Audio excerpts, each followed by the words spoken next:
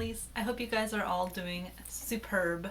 I thought it was high time that I kind of told you guys a little bit about what my plans are for this channel and why I'm here. So here we go. First of all, most importantly, yes, I am wearing my brand new 1860s men's shirt with a pair of overalls. More specifically, over jorts because I cut them off. So, got that out of the way. I am just that cool. But really, the reason that I started this channel was because I was frustrated and sad. And I'm still frustrated and sad, and it's kind of strange to think that that's the reason that I'm here, because this is such a positive experience so far, and I'm really enjoying the things that I make and the things that I'm learning. But yeah, this was born out of frustration and a really deep personal desire to feel comfortable. I was meant to have top surgery back in April. If you're not aware, top surgery is basically when you cut your chest off. Well, you have a surgeon do it. It's for people who don't want to have a female presenting chest. So they just go chop, chop, chop, chop. Gonzors. With a little bit more anesthesia and surgery.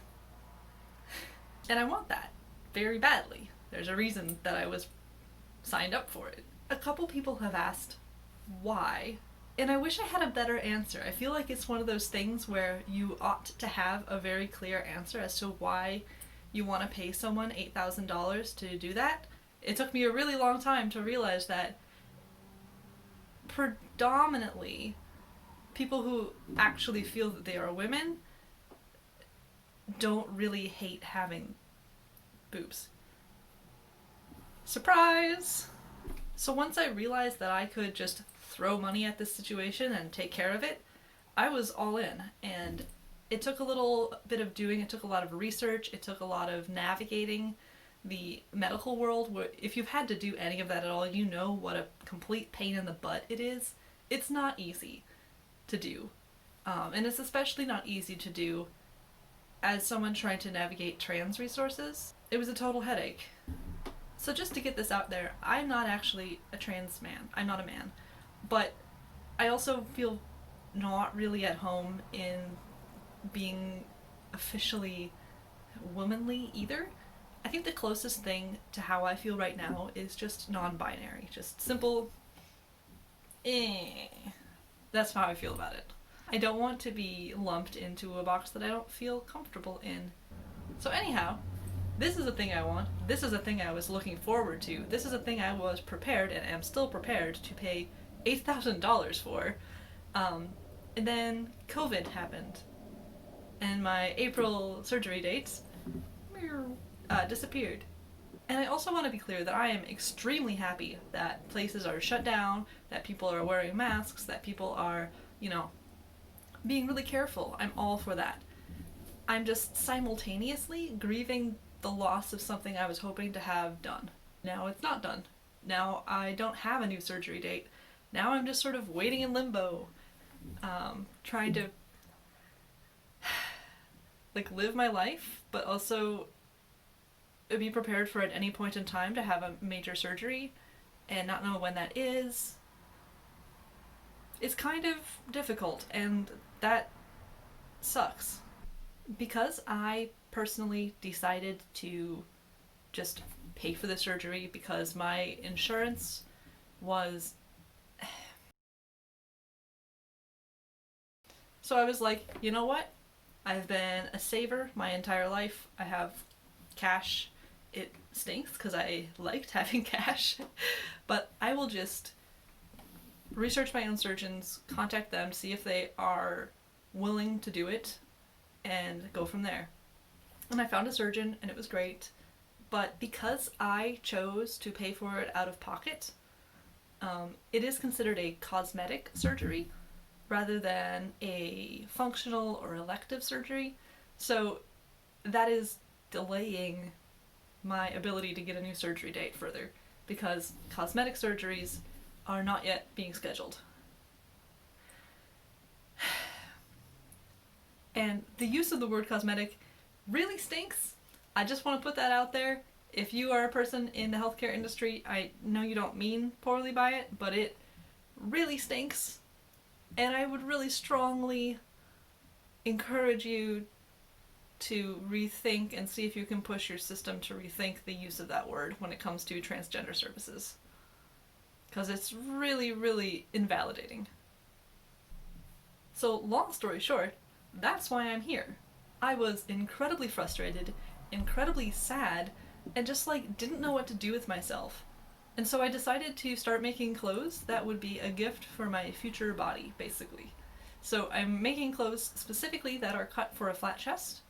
They mostly work right now because I wear binders. By the way, wearing binders really stinks in hot weather, and it is summer, and I live in an unair-conditioned house. So that's awesome. But yeah, so I'm making things that are cut for future me, for future flat chest me. I want to feel excited about clothes. I've never really felt comfortable buying clothes. It's always been awkward. It's never quite what I want.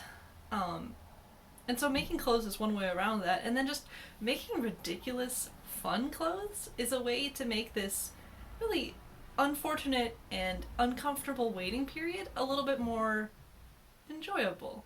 At least pleasant.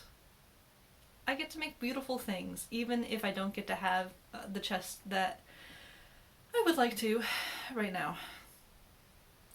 So, that's why I'm here. I can sew floofy, fluffy, genderqueer, ridiculous things. Things that make me excited to wear them. Things that make me excited for the future. And allow me to think about the future with a little bit less anxiety and a little more patience. I started this journey because I was frustrated, but now that I'm here, it's really cool. I've met some really great people already, and that was really all I was looking to get out of this situation, was to meet some other people who are also not being served by either fashion writ large because they are, the wrong shape for fashion, because they don't fit into the gender binaries that fashion caters to, because they just don't like fast fashion and the ethical and environmental problems it provides.